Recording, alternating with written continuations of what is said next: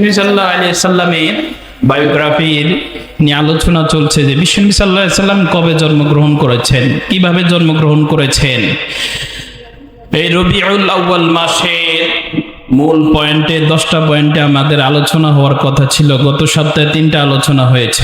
যে বিশ্বনবী সাল্লাল্লাহু আলাইহি সাল্লাম যে ঈদের কথা বলেছেন, ঈদ শরীয়তে কয়টা ঈদ আছে, ইসলামে ঈদ সমর্থন করে কয়টা, ঈদে মিলাদুন নবীর অর্থ কি, 3টা পয়েন্টে আমাদের গত সপ্তাহে আলোচনা হয়েছে।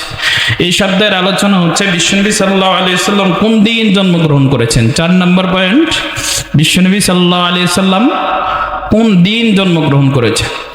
মুসনাদে আহমদের বর্ণনা, ইবনে আব্বাস রাদিয়াল্লাহু তাআলা আনহুমা বলেন, ওয়ালিদান নবী সাল্লাল্লাহু তাআলা আলাইহি ওয়াসাল্লাম ফি ইয়াউমিল ইসনাইন। আল্লাহর হাবিব সাল্লাল্লাহু আলাইহি ওয়াসাল্লাম সোমবার জন্মগ্রহণ করেছেন। কোন দিন? সোমবার জন্মগ্রহণ করেছেন কে? আল্লাহর হাবিব সাল্লাল্লাহু তাআলা আলাইহি ওয়াসাল্লাম।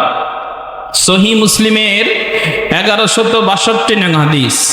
এখানে হাদিসের একটা অংশ হলো বিশ্বনবী সাল্লাল্লাহু আলাইহি ওয়াসাল্লামকে জিজ্ঞাসা করা হলো, আপনি সোমবার কেন রোজা রাখেন? বিশ্বনবী সাল্লাল্লাহু তাআলা আলাইহি ওয়াসাল্লাম বলেন, ওয়ালিদতু ফীহি, আমি এই দিন জন্মগ্রহণ করেছি। আমি নিজে জন্মগ্রহণ করেছি। কোন দিন? সোমবার জন্মগ্রহণ করেছি। ওয়াবুইতু ফীহি, আর আল্লাহ রাব্বুল আলামিন আমাকে নবুয়ত দান করেছেন সোমবার। আও উনজিলা আলাইয়া, অথবা বিশ্বনবী সাল্লাল্লাহু আলাইহি ওয়াসাল্লাম বললেন, এই সোমবার দিন আল্লাহ কোরআন আমার উপর নাজিল করলেন। তাহলে সোমবার দিন বিশ্বনবীর জন্ম, নবুয়ত পেয়েছেন সোমবার, কোরআন নাজিল হয়েছে কোন বার?